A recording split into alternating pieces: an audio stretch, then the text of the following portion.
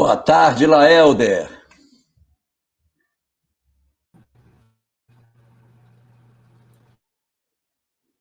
Uma boa tarde para você. Boa tarde, Jorge. Vamos nos preparar para a mensagem da tarde de hoje com esse livro aqui. Bem rapidinho. Deixa eu ver aqui, bem rapidinho aqui. Vamos ler essa mensagem preparatória. Aí é intitulada No Grande Caminho. Depois a gente vai fazer a prece e aí passamos a prova para o senhor Jorge aí. Não digas que os outros são maus, quando todos os seres são bons para serem um dia perfeitamente bons. Se já consegues doar algo de ti, procurando entesourar a bondade, não acuses aquele que acumula os bens da vida, querendo assim enriquecer-se para unicamente entregar mais tarde por mãos alheias a vantagens que ajuntou. A rigor, não existe espíritos absolutamente maus. A vida nada cria para desequilíbrio ou delinquência. A fonte é boa porque distribui generosamente os dons que lhes são próprios. Entretanto, o solo não é mau, porque prende a fonte a si mesmo. A andorinha é um poema de beleza volitando na altura. Todavia, o batráquio não pode ser interpretado por monstro porque esteja colado ao chá. Não existe pomicultor capaz de condenar a planta recém-nata na fraqueza em que se caracteriza simplesmente porque a veja assim débil ao lado de árvore vigorosa em plena maturação. Protegerá uma e outra, considerando-lhes tempo e valor. Assinala-se cada ser por determinada problemática na escala evolutiva. Observando os princípios que regem a natureza, se alguém te injuria por não seres ainda um espírito tão bom quanto seria de desejar, não interrompas o trabalho a que te afeiçoas para te mostrares no futuro tão bom quanto precisa ser. Prossegue agindo e servindo, certificando-te de que nação e utilidade podem transformar qualquer deserto em jardim. Não reclames contra ninguém quando surjam aqueles que te não consigam compreender e procura compreender-os quanto te reprovem. Segue adiante, ame e abençoa, auxilia e constrói, que para isso todos fomos chamados a viver. As diretrizes do entendimento e da misericórdia te facilitarão a romagem no dia a dia e o dever cumprido falará por ti ao silêncio. A força do universo que mantém a floresta é a mesma que vitaliza a semente diminuta. Aprendamos a servir e a esperar, a fim de que os tesouros da evolução se nos revelem no grande caminho da imortalidade. Toda criatura é um fruto divino na árvore da vida, mas todo fruto pede tempo a fim de amadurecer. Vamos fazer a nossa prece, para posterior passarmos para Jorge Alberto Elarrat Canto. Amado Jesus, rogando, Senhor, a tua presença através dos teus benfeitores na tarde de hoje, possa o nosso facilitador, sob a tua inspiração pelos benfeitores, colocar as palavras em nossos corações, tirando de nós o véu que esconde a grandiosidade que intrinsecamente há dentro de nós por sermos uma centelha divina, e sobre esse sentimento fazer com que brilhe a nossa luz, rogando também que através dela, luz brilhante, possa a nossa presença, através das vibrações carinhosas da tarde de hoje, envolver o facilitador Jorge Elarrat, para que o mesmo possa receber desde já, Senhor, as vossas bênçãos. Sendo assim, rogamos a permissão para iniciar a palestra virtual da tarde de hoje, formulando os votos de paz para todos nós, que assim seja. Vamos apresentar esse senhor, Jorge Alberto Elarrat Canto, mestre em administração pela Universidade Federal de Rondônia, 2008, e engenheiro elétrico pela Universidade Federal do Pará, em 1984. Possui 20 anos de experiência em sistema de telecomunicações e 30 anos em gestão da informação. Atua principalmente em gestão estratégica, na elaboração e execução de planejamentos institucionais e de planos de ação, baseado em métodos quantitativos e análise de indicadores de desempenho segundo o modelo de gestão, critérios e excelência, Alan Escorer. A graduação, a gente já falou, é espírita desde 1980, expositor, palestrante, e vem ao longo dos anos fazer diversas lives para nossa alegria. Compreende bem o Esperanto, fala bem, lê bem e escreve bem. Compreende bem, fala bem, lê bem e escreve pouco espanhol. Compreende pouco, fala pouco, lê bem, escreve bem em inglês. Então, conosco, o nosso amigo, podemos já chamar assim, e tem um detalhe, recebeu um prêmio em 2011, voluntário, GES Pública, Ministério do Planejamento, Orçamento e Gestão. Conosco e com todos nós, o senhor Jorge Elahat. Fique à vontade para ter seu comentário sobre o seu tema, senhor Jorge. Muito obrigado, Laelder. Muito obrigado a todos que estão aí dos bastidores da nossa live. E uma boa tarde muito especial para todos os companheiros que estão ligados aí pela internet, participando da nossa atividade nesse momento.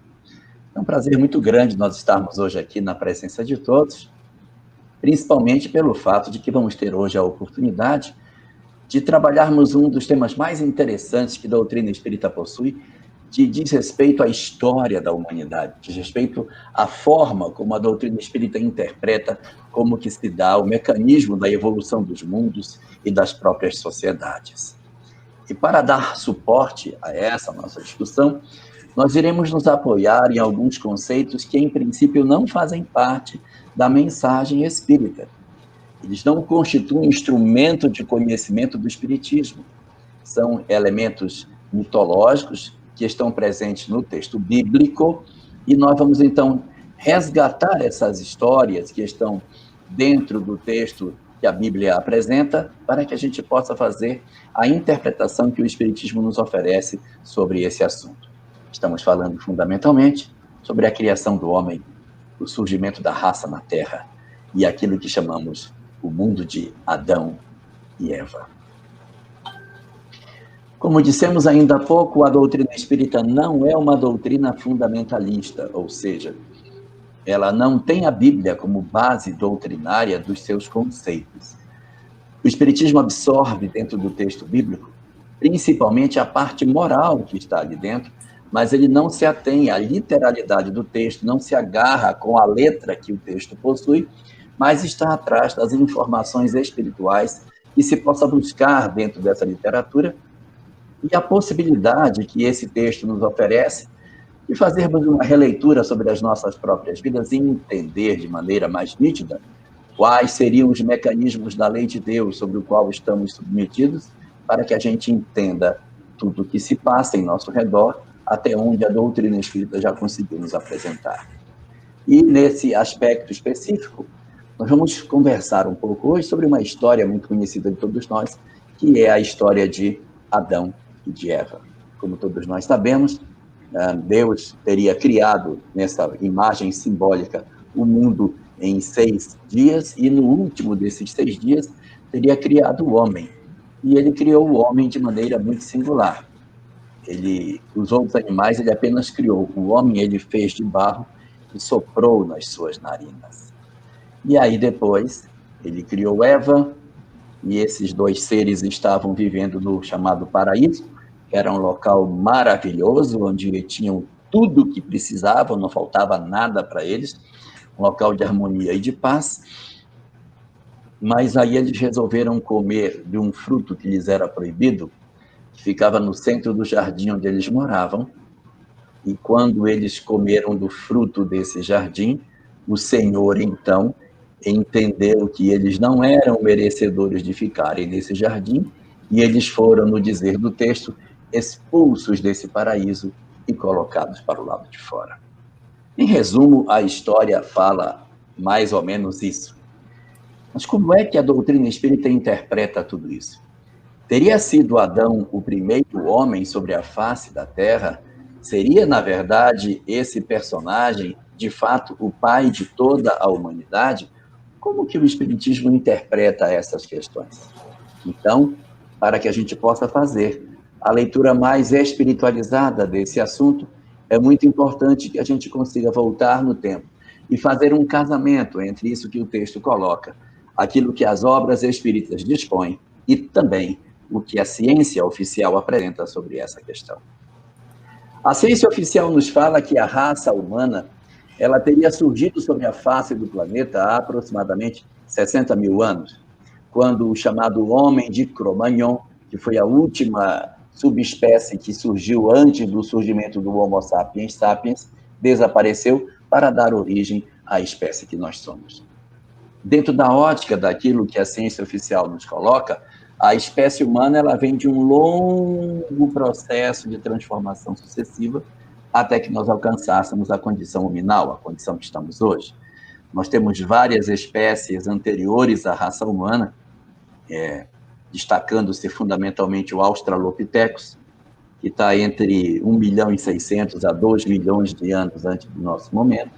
Nós temos o Homo erectus, que é o primeiro de todos os elementos da fase Homo. A fase anterior é uma fase chamada Pithecus, que é mais parecida com um macaco do que propriamente com um ser humano, por isso que é Pithecus o nome. E depois ele vem para uma linhagem dos Homo. Aí você tem o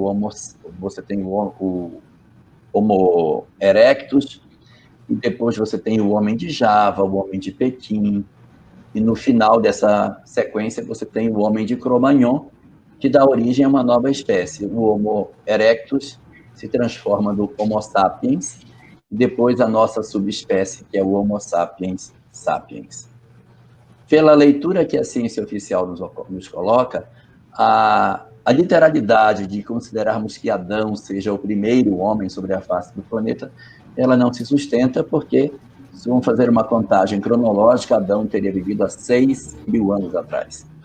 6 mil anos, para ser o começo da raça humana, é muito pouco, considerando que existem vários fósseis humanos de muito mais tempo do que isso, de 500 mil, de 60 mil anos, ou os Australopithecus com 2 milhões de anos. Então não faz muito sentido a gente falar de raça humana surgida há 6 mil anos, até porque algumas construções que nós temos na pré-história, como Stonehenge, por exemplo, na Inglaterra, são anteriores a 6 mil anos e, portanto, derrubam a tese da literalidade de que Adão tenha sido o primeiro homem sobre a face do planeta.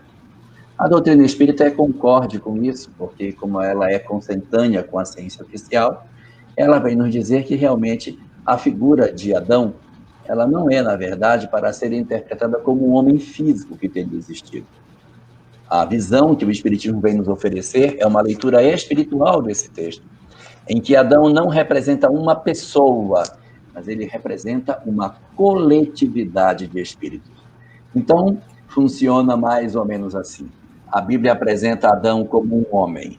A ciência diz que a origem é bem mais anterior do que ele.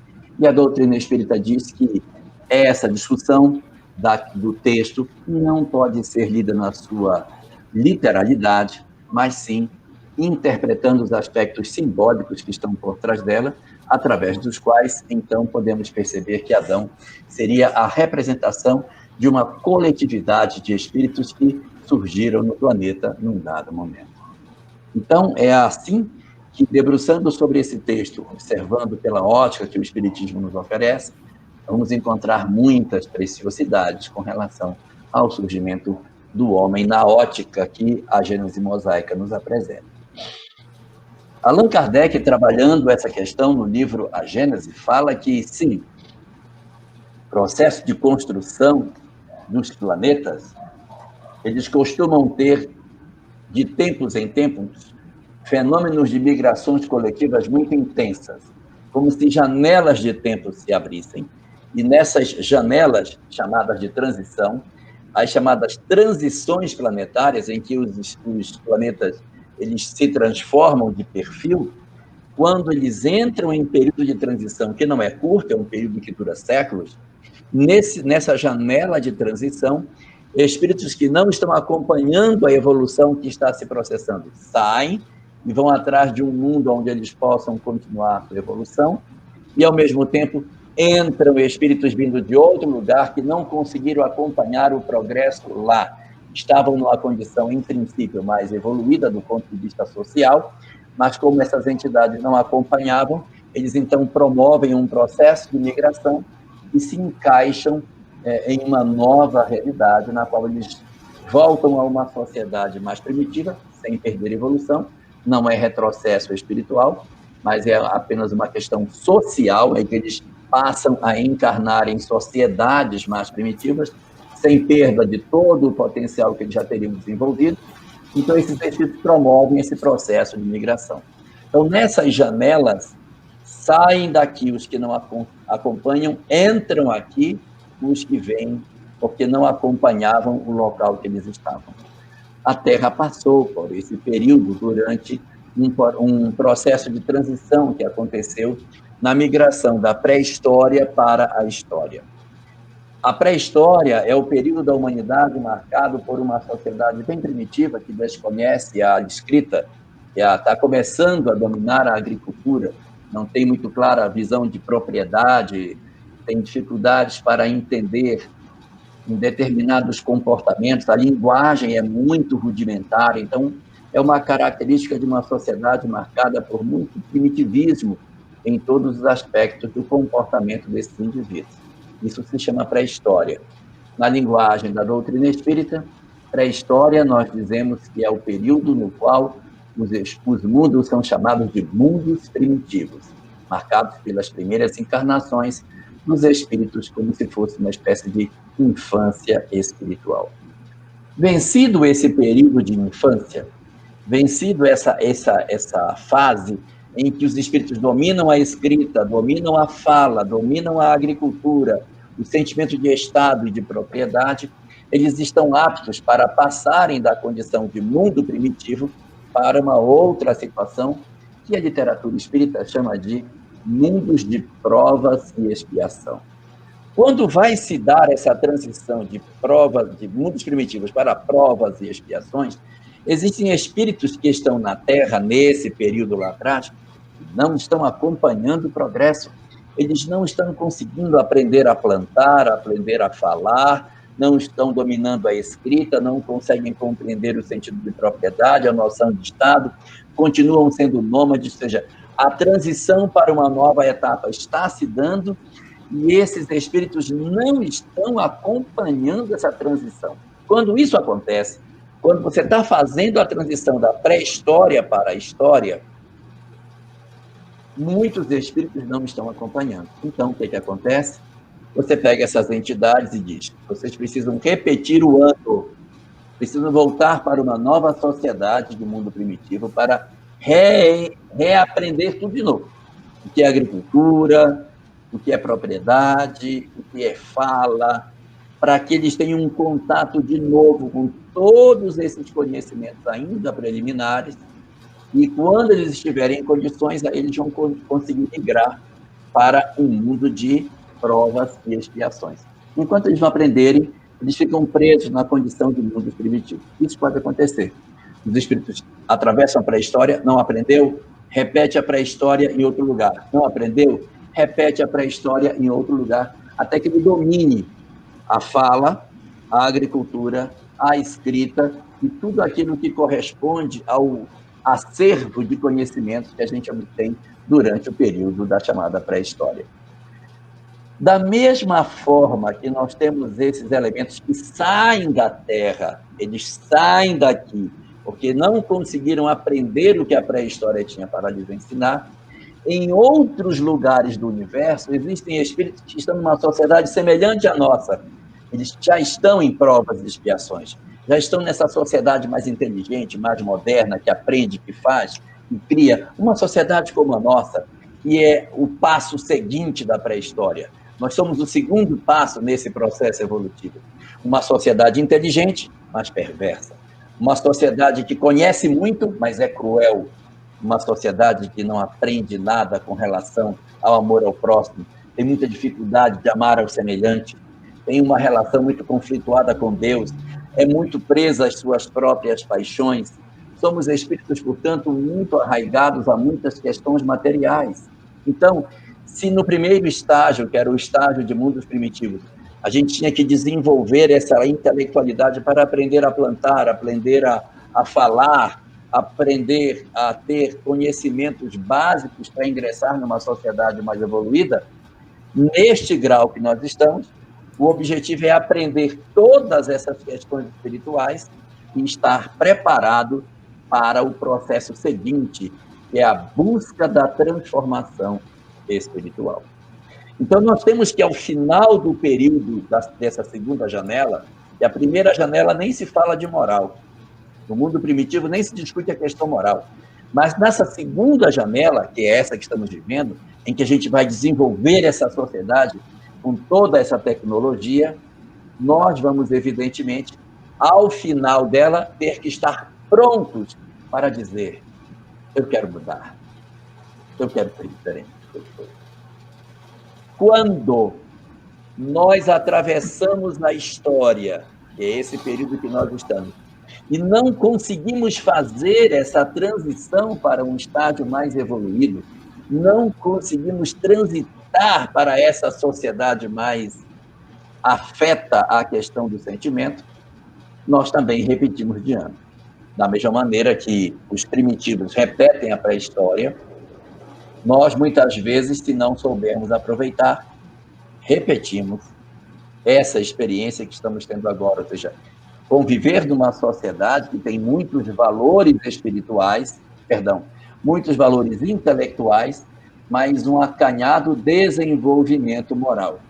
Nós temos um conjunto de conhecimentos que conseguimos obter ao longo dos séculos, com as várias conquistas tecnológicas que fizemos, mas apresentamos uma dificuldade muito grande de amar o semelhante, de poder fazer o bem aos outros, de sermos pessoas mais flexíveis.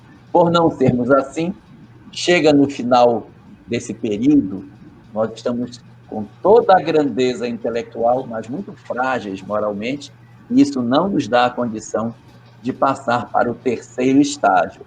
O terceiro estágio, chamado mundos de regeneração, é marcado por esse desejo de ser diferente, de vencer a nossa pequenez espiritual. Se nós não temos essa condição, repete o período de provas e expiações. Nós vamos ter que repetir isso. E no dizer da doutrina espírita, foi exatamente isso que aconteceu na Terra. Quando nós saíamos da pré-história para o início da história, quando a gente saía desse período em que a gente estava aprendendo a plantar, aprendendo a colher, a dominar os metais, nós estávamos ali naquele período de saída dessa condição muito primitiva de sociedade, nós estávamos num fenômeno de transição. E na transição ocorre fluxo sainte e fluxo entrante de espíritos. Saem espíritos da Terra, entram espíritos na Terra. Quem sai? Quem não está conseguindo acompanhar o progresso, quem não conseguiu vencer a pré-história. Quem entra? Espíritos inteligentes que estavam em outros mundos, que tinham conquistas intelectuais muito grandes, mas em termos morais, profundamente fracassados. Esses espíritos, eles então saem da onde estão e migram para o planeta na expectativa de encontrarem aqui as lições que precisam para que eles vençam a sua pequenez e consigam retomar o fio da história que eles têm para cumprir devido à marcha do progresso, a fim de que eles vençam as suas imperfeições morais e possam retornar ao convívio dos seus amores que acabaram ficando nos mundos de onde eles saíram. São essas entidades que saem de um planeta para vir para a Terra e representam a ideia de Adão e de Eva. Eles não são, portanto, os primeiros espíritos na face da Terra. Não são. Aqui na Terra nós já tínhamos muitos outros, que eram os que vinham na evolução natural. Nós tínhamos, portanto, nesse período de transição, 2 tipos de espíritos na Terra. Os primitivos, que haviam conseguido permanecer no planeta, eram mais ignorantes, mais desconhecedores, mais simples, não tinham tanta intelectualidade, mas não tinham graves compromissos, eram espíritos mais jovens, do ponto de vista de tempo, mas não tinham tantas conquistas em termos intelectuais. E ao lado desses companheiros com tanto para aprender, nós tínhamos na Terra um outro grupo que era bastante significativo, de espíritos que vieram para cá para deixar a sua contribuição. Eles deixavam o seu conhecimento que eles tinham trazido de outros mundos e, ao mesmo tempo, o nosso mundo ofereceria a eles a oportunidade de se transformarem.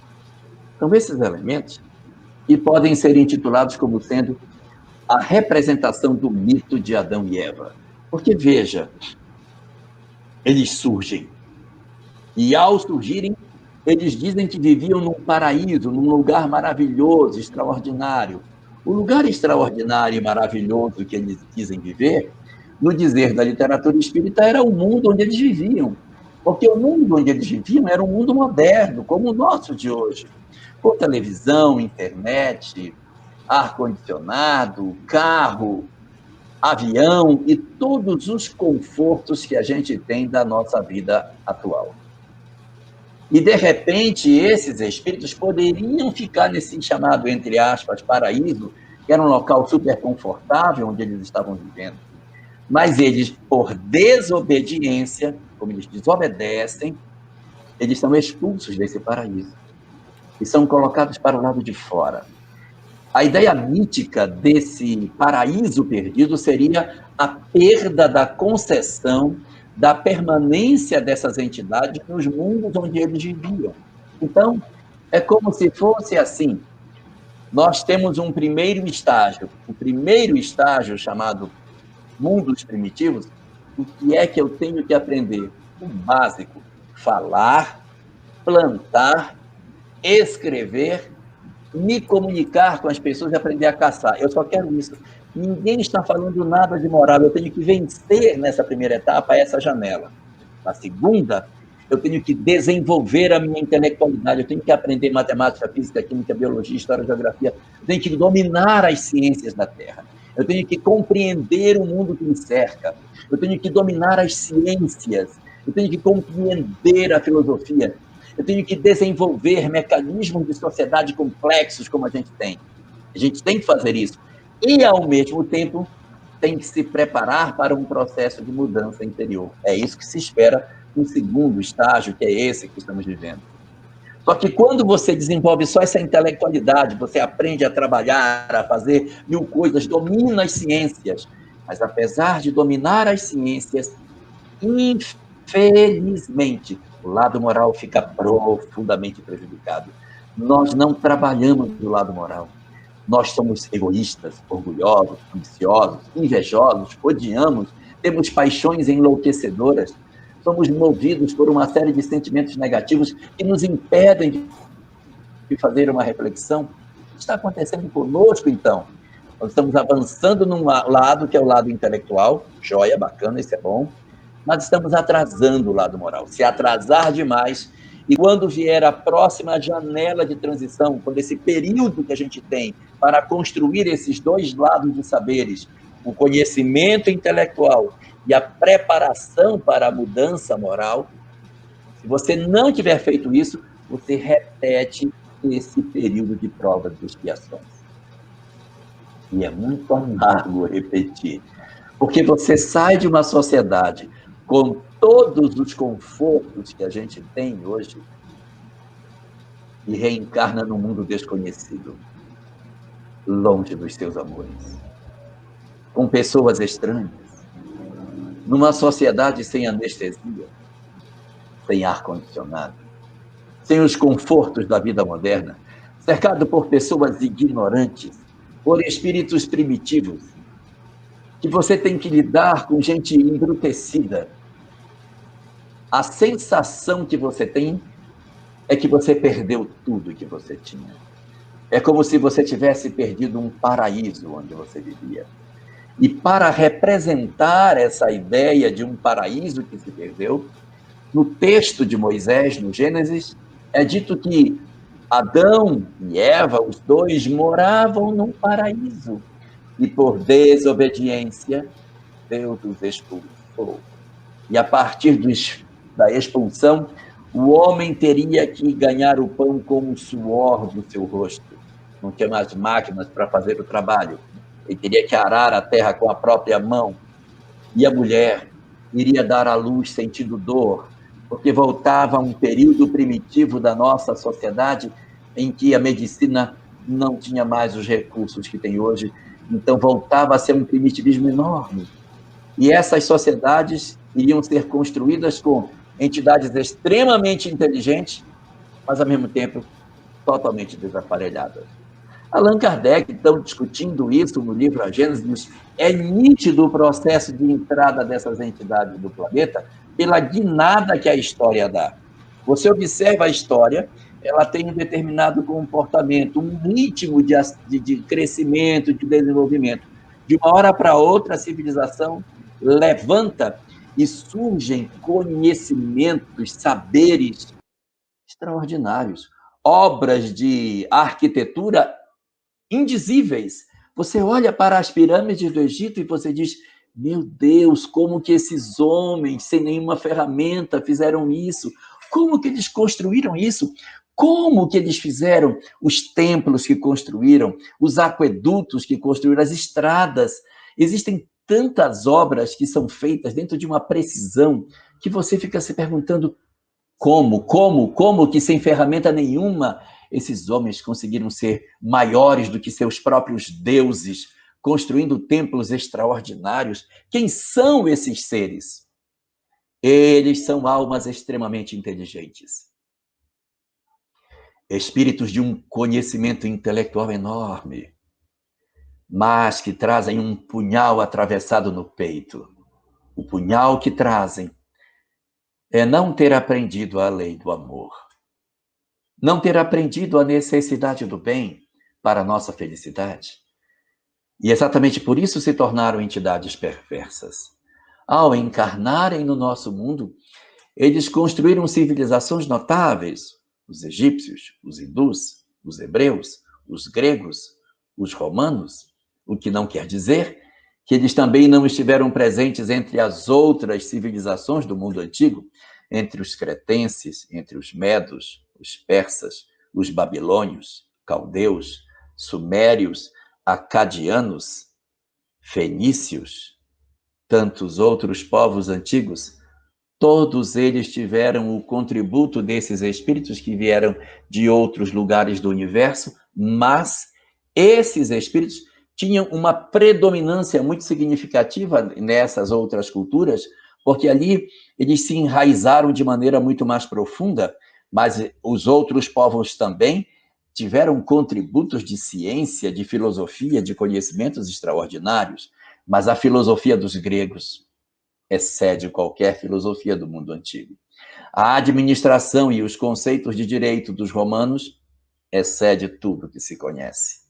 A compreensão dos egípcios sobre a imortalidade da alma, sobre a vida após a morte e suas técnicas para a construção de pirâmides, de embalsamamento e várias outras características de ciência que eles possuíam, tornam esse povo profundamente diferenciado.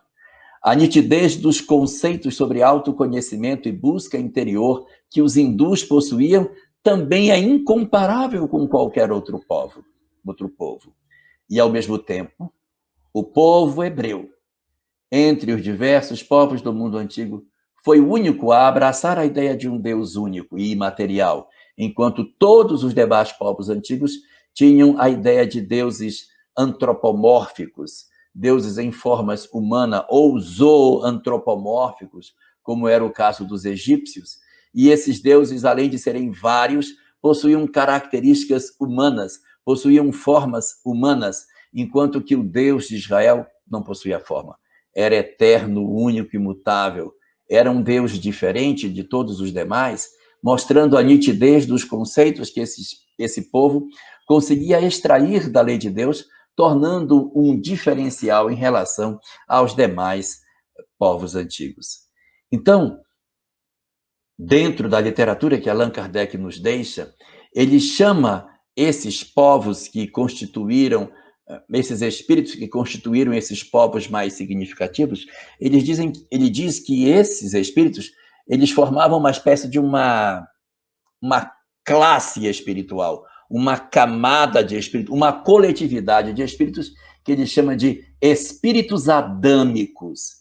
Eram adâmicos por quê? Porque vieram para o mundo, aportaram aqui, com o objetivo de serem os construtores de uma nova história.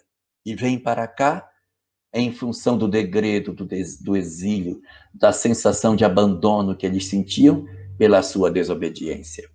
Qual foi a desobediência desses dois? A desobediência deles foi haver comido uma árvore, do fruto de uma árvore que havia no centro desse jardim. No centro do jardim onde eles moravam, que era também chamado de Éden, esse jardim possuía duas plantas no centro dele. E quando Deus apresentou o jardim, disse: vejam que isso tudo é uma linguagem simbólica. Você não pode imaginar que Deus vai conversar e andar pelo jardim apontando as coisas. Então Deus daí, vocês podem comer de tudo, só não pode comer dessa árvore aqui, que é a árvore do bem e do mal, e a segunda árvore que não pode comer é a outra que está do lado dela, que é a árvore da vida, não pode comer. As outras podem se alimentar. Mas foi exatamente isso que aconteceu. Ele deu a orientação para que não comessem da árvore do bem e do mal.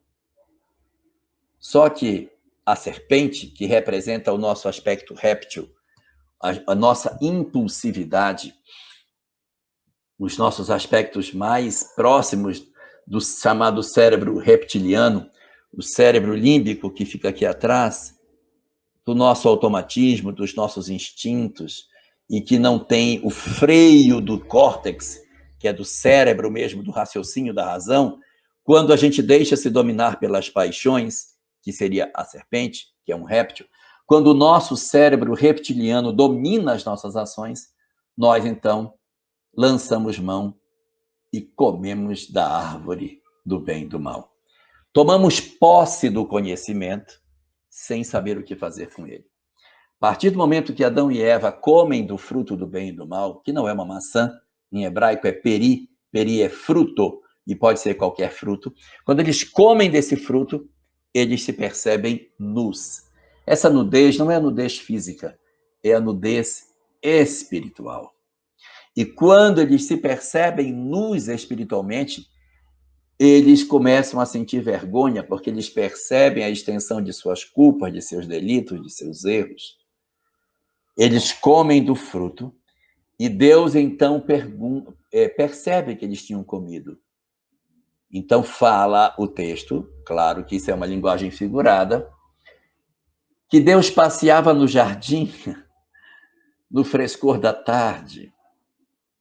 E quando ele passeava no jardim, ele não achou Adão e não achou Eva.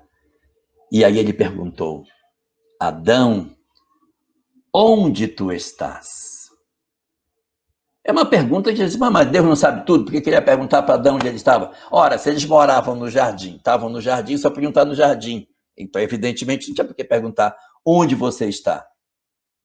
Só que esta pergunta, onde você está, não é uma pergunta de lugar, é uma pergunta psicológica. Esse onde significa próximo do que espiritualmente você se encontra. Para onde foi tua alma? Ao que foi que você se conectou? Onde tu estás, Adão? Ou seja, o que fizeste tu com a tua própria história? Que rumo você tomou? Isso tem muita semelhança com a parábola do filho pródigo. Se a gente lembrar da parábola do filho pródigo, lá existe uma história que fala que um pai tinha 2 filhos e um filho mais novo disse ao pai: pai, dá-me a parte da herança que me cabe. E o pai, dividido entre os 2, deu ao filho que lhe pertencia, e ele, tomando do dinheiro, foi para longe do pai. Se nós trabalharmos a ideia de que o pai é Deus, o filho mais jovem é o espírito ainda inexperiente, o filho mais velho é o espírito que já viveu mais, mas nem por isso é mais evoluído, nós vamos concluir que se o filho decidiu pegar os bens e ir para longe do pai, ele quis ir para longe de Deus, viver à distância de sua lei. longe de seus princípios, de suas regras, de seus mandamentos. Então, quando Deus pergunta a Adão, Adão, onde tu estás? O que ele pergunta é, espiritualmente, onde tu estás? E Adão, então, ao perceber que Deus perguntava por ele, se cobre sua nudez com vergonha de Deus. Essa vergonha é porque ao comer o fruto, ele teve acesso ao despertamento da lei de Deus que já está dentro de nós. Sua consciência despertou sem que ele tenha feito real aproveitamento do conhecimento que tinha. Como nós fazemos, que dominamos um conhecimento do ponto de vista intelectual e usamos esse saber de maneira muito infeliz. Todas as vezes que lançamos mão de um conhecimento intelectual sem o devido forro moral, nós estamos nos afastando de Deus. Estamos nos tornando merecedores de ouvir dele a pergunta: Adão, onde tu estás? E ele esconde a sua nudez com vergonha de Deus, como nós muitas vezes fazemos, porque nos envergonhamos das coisas. E o curioso desse processo, daquilo que aconteceu com Adão, é que Deus pergunta: onde tu estás? Tu comeste da árvore que estava no meio do jardim, que eu te disse que era para não comer? Ele disse, foi a mulher que tu me deste como companheira que me deu do fruto. Ele não assume as responsabilidades do seu erro. É parecido com a gente que faz as coisas erradas e transfere a culpa para o outro. Todas as vezes que nós transferimos para os outros a responsabilidade do que fazemos, nós estamos, na verdade, demonstrando a nossa imaturidade, a nossa incapacidade de podermos ser efetivamente espíritos aptos para o terceiro estágio. O primeiro é o primitivo, o segundo é o provas e expiações, que é esse nosso, e o terceiro é o da regeneração, que é o da busca da espiritualidade, e que o ingresso nesse mundo está na condição de assumirmos a responsabilidade sobre os nossos próprios atos. Adão não age assim. Adão diz, foi ela a culpada. A gente faz isso. Eu sou assim por causa da minha mãe, por causa do meu pai, por causa do meu irmão, por causa da minha mulher, por causa do meu filho. Nós temos que dizer, eu sou o artífice da minha história, sou eu. Eu sou o Senhor da minha vida. Enquanto nós não fizermos esse movimento de dizer, eu sou o responsável, fui eu que fiz. Enquanto a gente se esconde, como Adão se esconde com medo de Deus, e quando Deus pergunta, ele põe a culpa no outro, isso mostra que somos crianças espirituais. Não somos ainda espíritos maduros e com a condição, com o ingresso para a próxima etapa que a nossa humanidade tem para atravessar. Essa é a característica que o Espiritismo nos apresenta sobre o que seja Adão e Eva. E por eles não terem essa condição e essa maturidade, então eles perdem, são endurecidos. Eles perdem a concessão. Não é o fato de comer o fruto que provocou isso. É a maneira de como eu ajo diante da minha desobediência. Porque se tivesse comido o fruto e do conhecimento que veio, assumisse a responsabilidade, estava maduro. Não estava maduro. Desobedece e finge, e se esconde. Não assume as suas responsabilidades. E por esse motivo são expulsos e vão viver fora do paraíso. O curioso de tudo isso é que a história ela é cíclica. Então é como se fosse assim, a Terra saiu da pré-história e os espíritos que não estavam acompanhando foram embora, repetiram o primeiro estágio. Espíritos que estavam lá fora e que estavam reprovados no segundo estágio, provas e expiações, vieram para a Terra, porque a Terra ia sair do primeiro para passar para o segundo.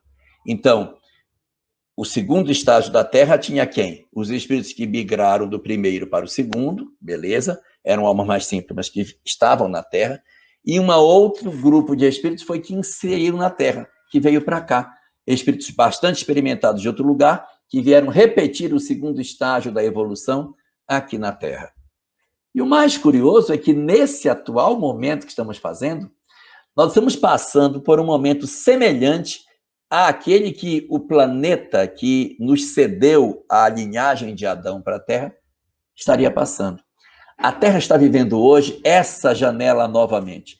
Do mesmo jeito que no passado, saindo da pré-história para a história, nós nos retiramos da condição que nós estávamos do primeiro estágio para ingressarmos num segundo estágio, nós agora estaríamos saindo do segundo estágio para ingressarmos no terceiro.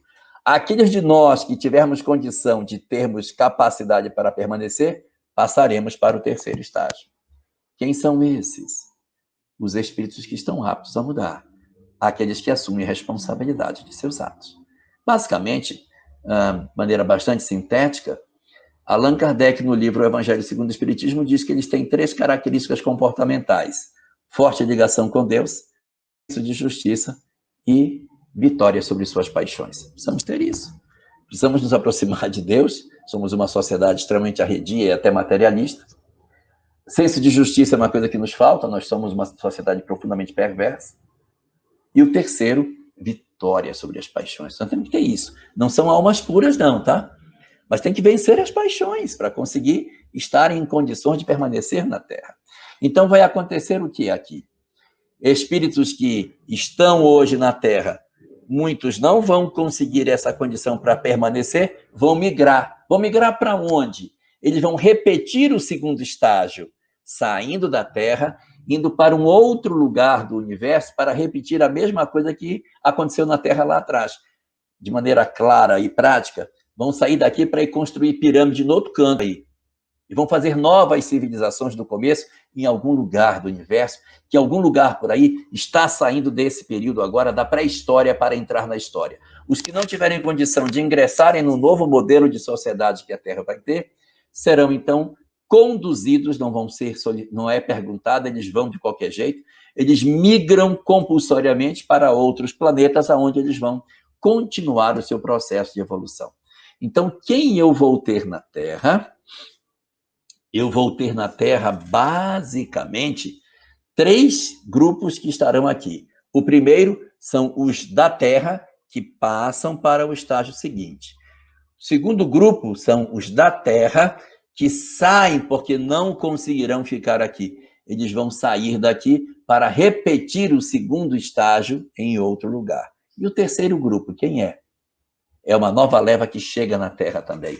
Espíritos que não conseguiram cumprir o terceiro estágio em algum lugar, não estão conseguindo ir para o 4º estágio, vão repetir o terceiro aqui na Terra. Nós vamos receber espíritos migrados para ingressarem na sociedade do planeta, para reforçarem os mundos de regeneração.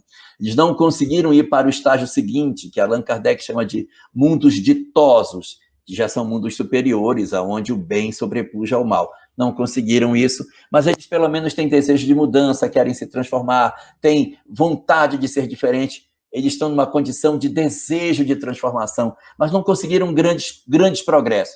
Repete.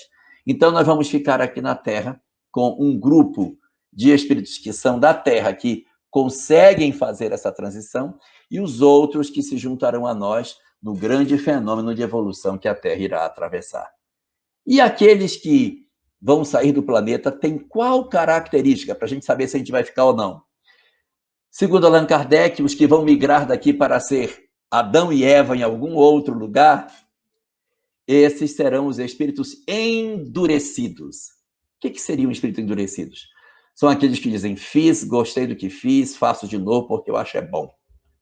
Quando a gente tem uma característica endurecida, e essa característica endurecida em Adão era o quê? Não assumir a culpa, não assumir as responsabilidades. Ser desobediente e não assumir o que faz, também faz parte do endurecimento.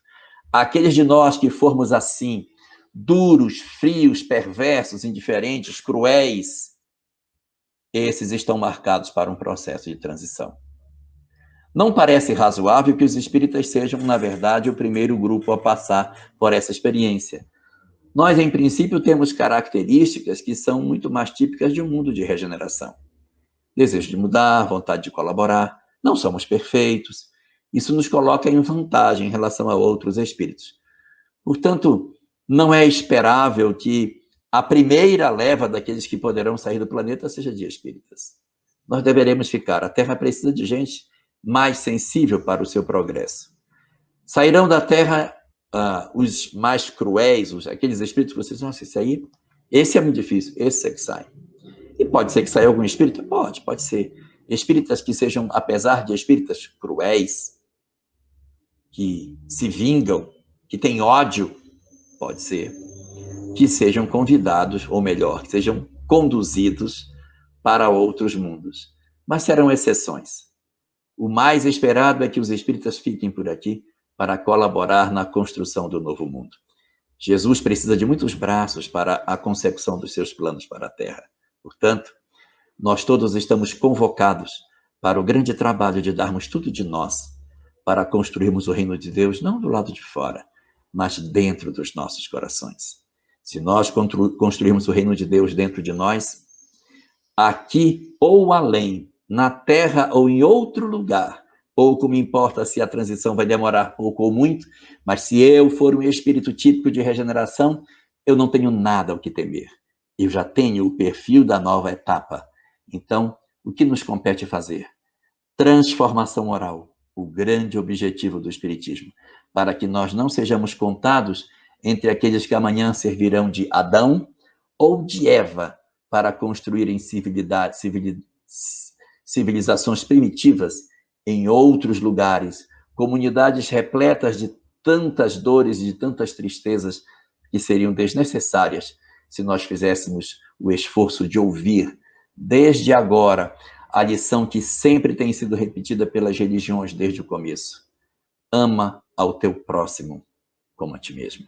Que a gente pense nisso e aproveite as oportunidades que o Espiritismo nos dá.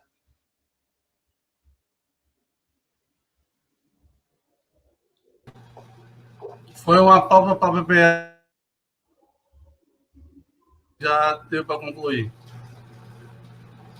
Oi? Tá me ouvindo? Agora estou. Foi uma pausa só para pegar água ou fechou a sua exposição? Já fechei. Mas ficou com gostinho de eu quero mais. Mas já tem umas perguntas aqui, aproveitando o pessoal que começou. A primeira pergunta é de Cidinha Mota. Cidinha Mota, ela é lá de Votuporanga, São Paulo. E ela diz o seguinte, vou associar aí no canal aí, Jorge, eu vou ler também, só um instantinho. Cidinha Mota faz a seguinte indagação. Isto já está acontecendo, essa questão do que o senhor acabou de mencionar, de translatar-se para outro planeta. Isto já está acontecendo? Uma pergunta. Os que não estão cumprindo com êxito o estágio aqui na Terra, que estão desencarnados agora, já reencarnarão em outros mundos? Boa tarde, Cidinha. É o esperado. Veja que a transição, ela não é uma janela de 20 anos, 30 anos, 50 anos, é uma janela larga, de séculos. Então, é razoável que alguns espíritos que estejam encarnados na Terra já estejam tendo sua última oportunidade aqui. Isso não é nenhum castigo, isso não é nenhuma punição, Deus não está com raiva de ninguém. É porque observa-se assim. Bem, vamos dizer que a Terra, estou chutando, a Terra tenha mais uns 200 ou 300 anos para passar pela transição. Aí você observa, olha, esse aqui é muito endurecido. Nem com 300 anos ele vai conseguir passar para o outro estágio. Vamos migrá-lo logo. Então, você pode pegar uma entidade que você percebe que ela é muito endurecida e dizer, deixa ele na última existência e já manda essa pessoa para começar as suas experiências em outro lugar, não mais na Terra. E eu posso ter um outro que é endurecidinho, que é difícil, que é complicado, mas os espíritos dizem, olha, se ele tiver mais uma existência, ele, de repente, ele se transforma. Se tiver pessoas mais próximas dele, esse tem chance ainda de se transformar. Eu acho que ainda dá para fazer mais uma experiência. É endurecido também, mas ele é um endurecido mais molinho. Então, esse endurecido, de repente, não migra. Esse, de repente, não vai ainda. Pode ser que ele tenha mais uma oportunidade. Porque, veja, a transição não vai acabar amanhã. Para a transição acabar, nós temos que vencer uma série de imperfeições. A Terra tem que parar com um monte de problemas que ela tem. E veja, Se é verdade que a gente tem que vencer a questão da falta de fé, porque a relação do homem de regeneração é muito forte com o Criador, nós vamos ter que ter um período para a reconstrução da fé que está perdida. Isso não se faz da noite para o dia. Nós temos que ter um senso de justiça aguçado. Então, essa sociedade perversa, cruel, escravocrata que a gente tem, vai demorar para ser resolvido. Então, demora. Não vai ser agora. Mas, respondendo a sua pergunta, Cidinha, eu posso lhe dizer o seguinte: existem, sim, espíritos que já não voltarão à Terra. Não quero colocar medo em ninguém, mas esses são aqueles espíritos muito endurecidos, muito difíceis. E você olha, está muito difícil. Agora, existem os outros que são endurecidos, mas ainda tem uma chancezinha de mudar.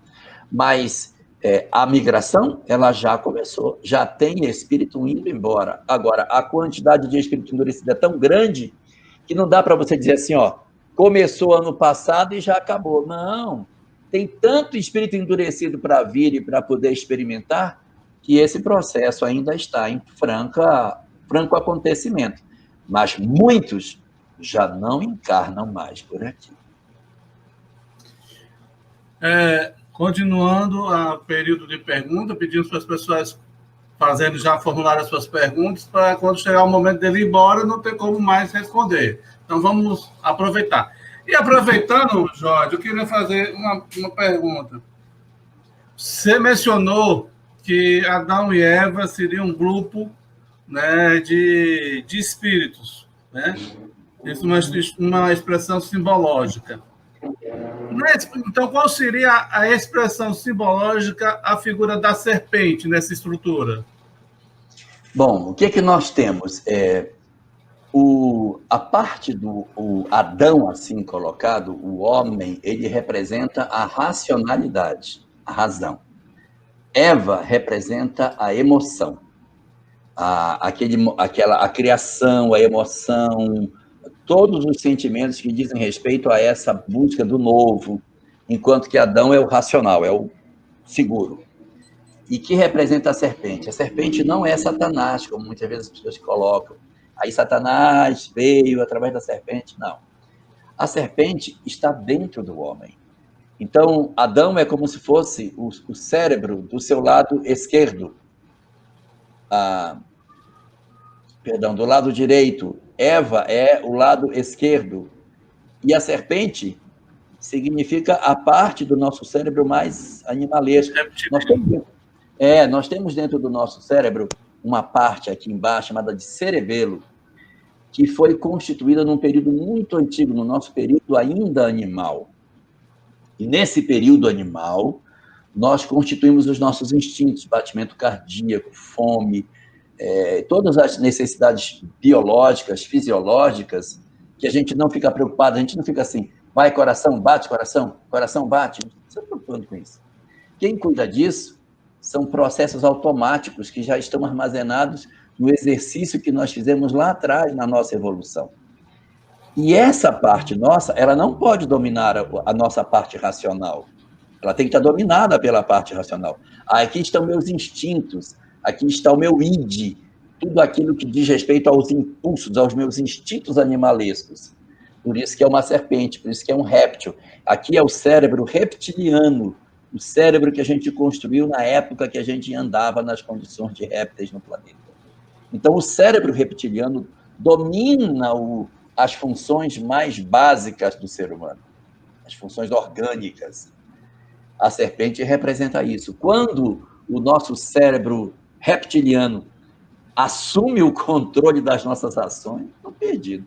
Então, a serpente, ela assume quando o nosso instinto cega a nossa razão, cega a nossa emoção e se manifesta nas nossas ações. E observe que ele não convence a razão, ele entra pelo lado da emoção. A serpente vai em Eva, porque é a emoção. A emoção cede e a gente comete o delito. Então é aí que a gente tem que ver, temos que segurar a nossa Eva para que ela não ouça tanto a nossa serpente interior. Jorge, muito tocante essa expressão simbológica e, de certa forma, psicológica. Isso também guardaria aos dois filhos, Caim e Abel? Sim. Depois do momento em que nós temos a expulsão de Adão e Eva do paraíso, eles têm dois filhos. Um se chama Caim, que é o mais velho, e um mais jovem, chamado Abel. Um representa o bem, o outro representa o mal. Abel representa o bem e Caim representa o mal. E aí, quando eles crescem, eles tomam funções diferentes. Abel vai ser pastor, vai cuidar dos animais, vai pastorear os animais, e Caim se torna o agricultor, vai trabalhar a terra. E Adão, que é o pai deles, diz: vocês têm que fazer ofertas para Deus nesse altar que eu criei. E nesse altar que Adão faz, os filhos fazem ofertas. Como que Caim faz ofertas? Caim vai na sua plantação e pega as ervas ruins, feias. Ele não sabe que elas são muito ruins, queimada, esturricada, mirrada. Ele tira essas ervas e é isso que ele oferece a Deus. E o que faz Abel? Abel vai no seu rebanho, pega a melhor ovelha e diz: eu amo tanto o meu Senhor, que eu sou capaz de abrir mão dessa ovelha tão bela para oferecer a ele. Aí ele vai, sacrifica a ovelha, coloca no mesmo altar. E aí diz o texto que Deus se agradou da oferta de Abel, mas não se agradou da oferta de Caim. E Caim, então, em função de não ter sido beneficiado com a bênção de Deus na sua oferta, ele fica com inveja de Abel. E aí, quando eles estão no campo, eles têm uma conversa, que a Bíblia não diz qual foi, mas eles têm uma conversa, e dessa conversa há uma discussão, e Caim mata Abel. O mal mata o bem. E aí, a terra é o quê? O domínio do mal sobre o bem. Então, a linhagem de Abel morre. Nós não temos, a linhagem do bem desaparece. A linhagem que vai ficar na terra é a linhagem de Caim. E aí Caim, diferente do seu pai, assume seu erro. Diz: não, eu realmente fiz uma coisa errada, eu sou um pecador, eu sou um monstro, matei meu irmão. Então, a maneira como Deus age com Caim é mais branda do que com Adão, apesar de Adão ter feito Caim ter feito um crime muito mais pesado, né?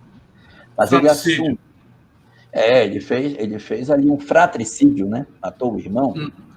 Aí mas como ele assume a punição dele, diz: olha, você vai ser maldito, eu vou escrever meu nome na sua testa, para que ninguém te mate. Todas as pessoas, quando te verem, vão te poupar.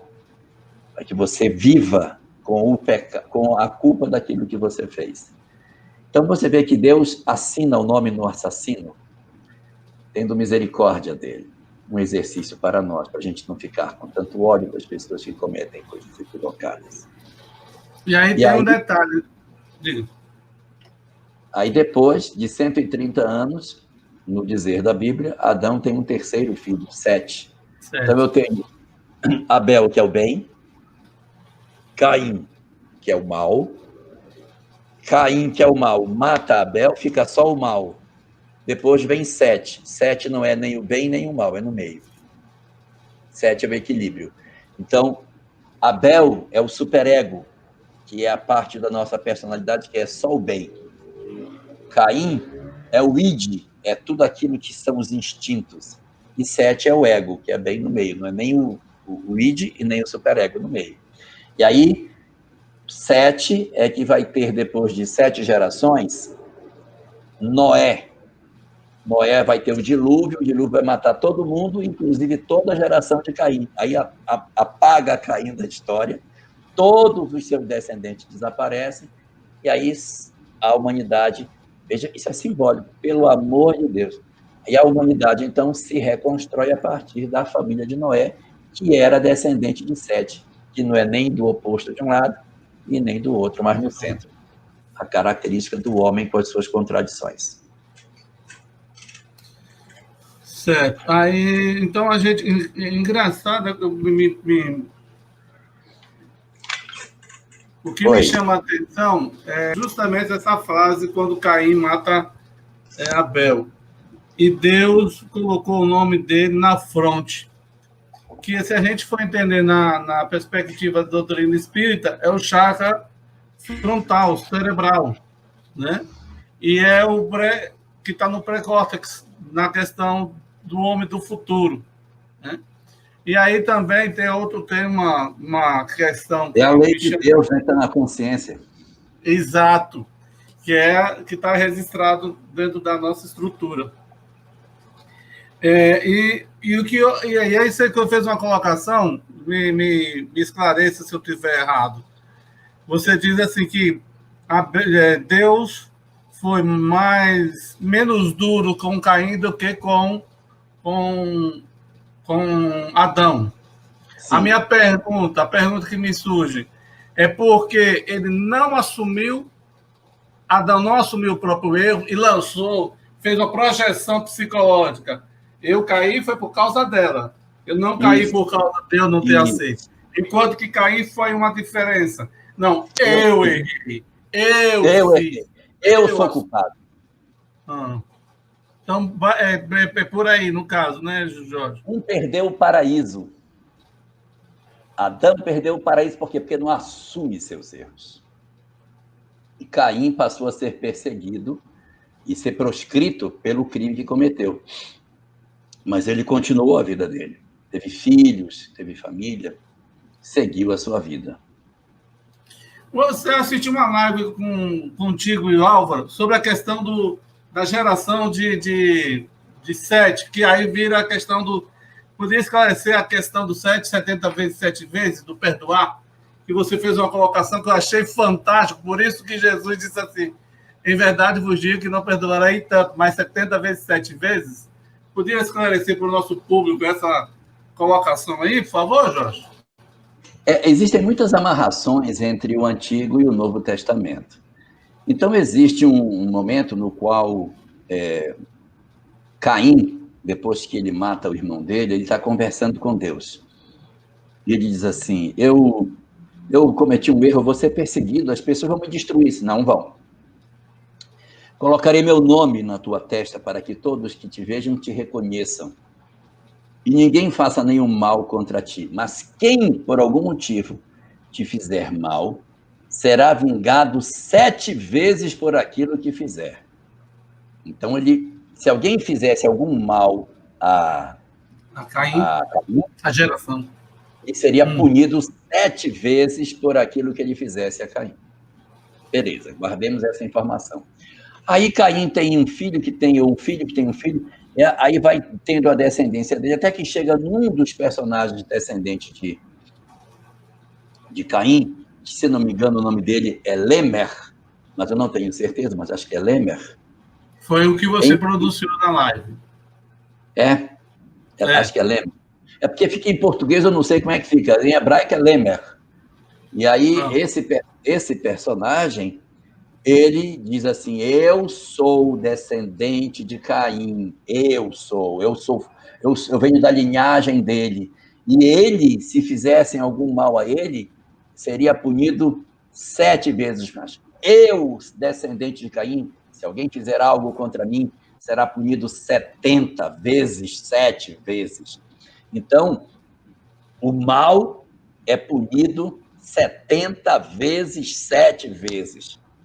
E quando Pedro pergunta a Jesus, quantas vezes eu devo perdoar meu irmão? Até 7, amarrado com Caim? Aí diz, não, 7, mas 70 vezes 7. Vai buscar o descendente, amarra a história do Velho com o Novo Testamento, buscando a justificativa dos 70 vezes 7, que estaria lá no livro do Gênesis. A pessoa está lhe saudando aqui, Maria José Santos, Patrícia Moraes de Maceió, e tantas outras pessoas aqui. Para tentar entender, a Torá como um todo, Jorge, né? Ela é lenda, é simbológico, algumas coisas são históricas mesmo. Algumas coisas aconteceram como está escrito lá, ou tem muita coisa do sentido simbológico. já que, como você mencionou, que Adão e Eva, Caim e Abel, e Noé e Sete são estruturas psicológicas simbológicas? O livro é constituído, a Torá é constituída de 5 livros. Gênese, começar pelo outro lado. Gênese, Êxodo, Levítico, Números e Deuteronômio. Repare que Deuteronômio está aqui no polegar, oposto aos outros 4, tá vendo? Vou falar de Deuteronômio depois. Primeiro dos livros, Gênesis, conta tudo que veio desde a origem até Moisés. Tudo que está contado no livro de Gênesis é em cima de mitologia. Os seres são todos mitológicos. Então, tudo que a gente tem do Gênesis é a história de Adão, Eva, Caim, Noé, Ló, a Torre de Babel, Abraão, Isaac, Jacó, os seus filhos. Esses seres todos, eles são mitológicos. O que significa um ser mitológico? Ele tem um princípio de verdade, mas ele tem uma camada de lenda por cima dele. Então, você acaba criando um personagem que, em cima de um fato que é real, você cria uma série de informações que são além da realidade. Por exemplo, Abraão. Abraão existiu, mas talvez não tenha sido tudo isso que o pessoal coloca no texto. Existe o túmulo de Abraão. Se você for a Israel, em Beersheba, você encontra o túmulo de Abraão. Existe o túmulo de Raquel. Você vai encontrar. Basta você ir a Israel, você vai encontrar o local onde, presumivelmente, esses personagens estão enterrados. Então, eles existiram, mas não se dá para ter garantia de todas as histórias que estão ali contadas sobre eles. Mas esse é o primeiro dos livros, o livro do Gênesis. O segundo livro vai contar a história de Moisés, e começa assim: e subiu ao trono do Egito um faraó que não conheceu José. Aí ele vai transformar os judeus em cativos no Egito. Vão ficar 430 anos como escravos, aí Moisés vai libertá-los. Essa é a história do Gênesis, os 10 mandamentos e a saga dos anos no deserto, caminhando com o povo rumo a Canaã. Nesse segundo livro, você já tem mais aspectos históricos, porque ele já é escrito na fase presente e não contando do que teria acontecido. Dá para entender o que eu quero dizer? Uhum. Uma coisa é eu querer contar o que aconteceu na época do descobrimento do Brasil, do que aconteceu aqui, como é que viviam os índios, o que aconteceu. Aí vai ter muito mito, em cima vai ter muito mito. Mas quando eu começar a contar a história do meu tempo presente, eu consigo ser muito mais preciso nas coisas, porque eu estou falando do momento que eu estou vivendo.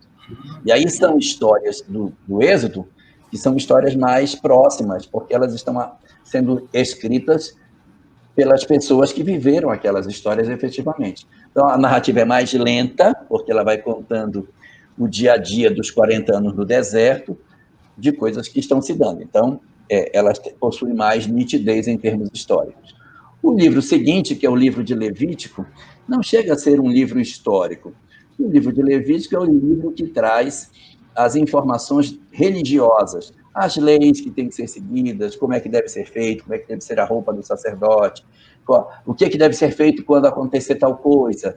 É a lei em termos das regras de comportamento estão no Levítico. Coisas do tipo, se você cavar um buraco e o boi do seu vizinho cair no buraco, o que vai acontecer? Você tem que pagar para o vizinho o valor do boi que ele perdeu, porque você abriu o buraco.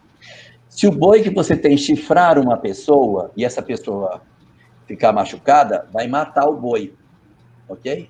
Se o boi chifrar alguém, você mata o boi. Mas se o boi chifrar alguém e essa pessoa morrer por conta da chifrada do boi, aí mata-se o boi e o dono do boi. Compreendeu?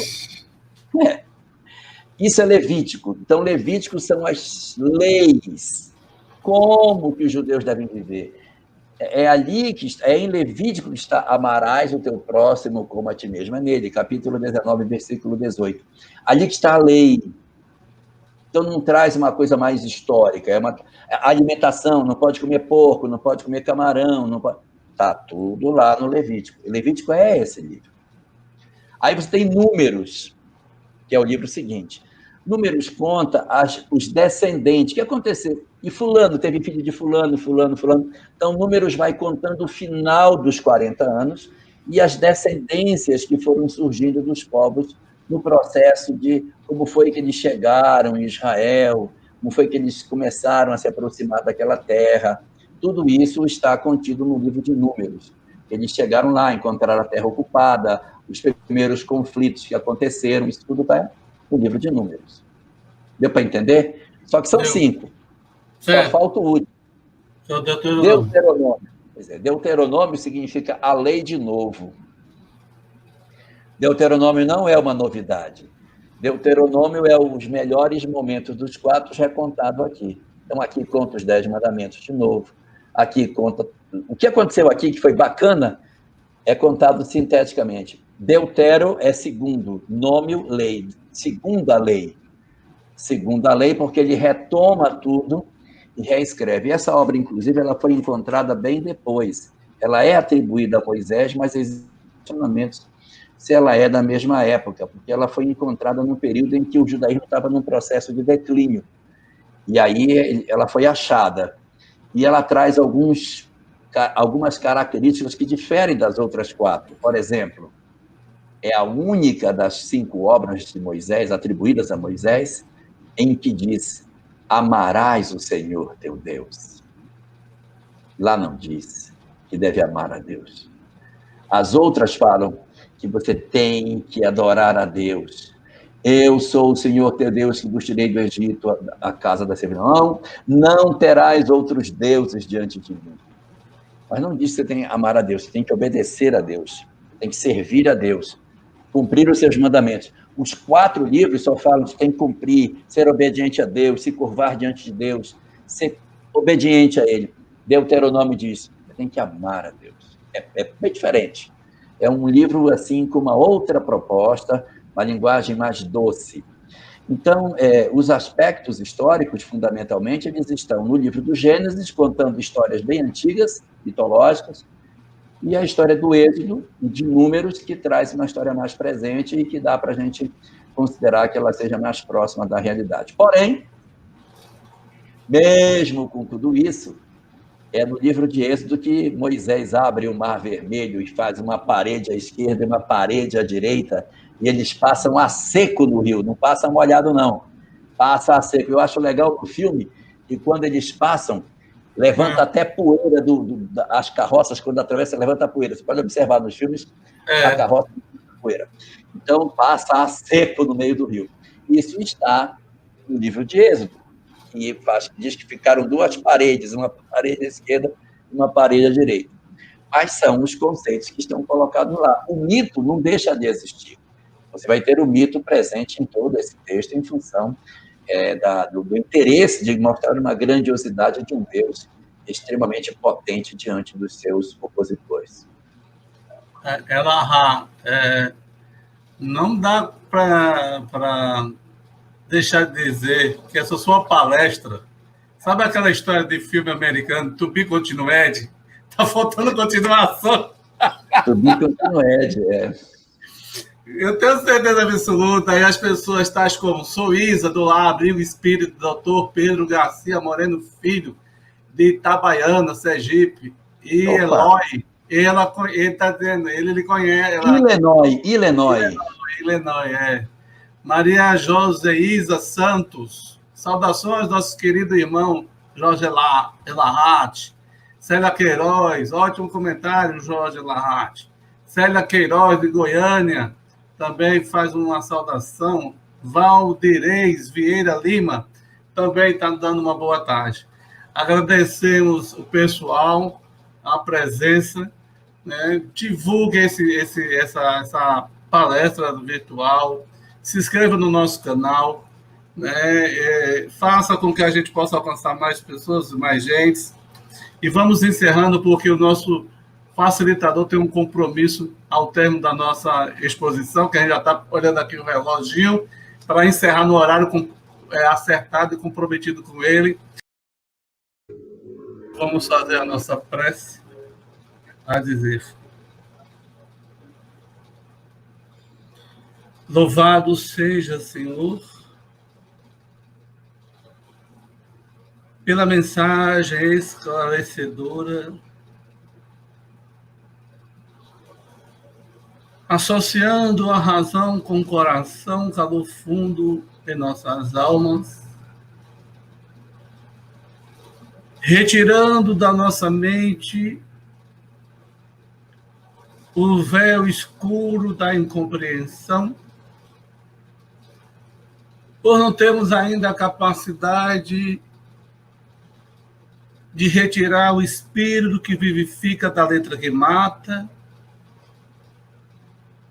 recebendo do nosso irmão Jorge Elahati posturas cirúrgicas que fizeram com que cérebro e coração dessem as mãos para podermos entender a grandiosidade do amor de Deus vindo por um povo de intensos testemunhos e que muitas vezes incompreendidos na história. Que abençoa, Senhor, esse mensageiro que esclarece a primeira lei como se fosse o carteiro que lê as correspondências para nós que somos cegos de espíritos, fazendo com que as nossas pegadas sejam mais firmes e a nossa caminhada mais segura. Ampara-o, ilumina-o e fortifica-o na jornada que está adiante. Para que, Senhor, todos que vierem na sua retaguarda sentir a tua presença, porque houveram pegadas de luz, de esclarecimento, deixado no caminho em busca do teu coração. Sob os teus auspícios, Mestre, sua presença misericordiosa dos benfeitores, pedimos a permissão para encerrar essa live da tarde, formulando os votos de paz para todos nós.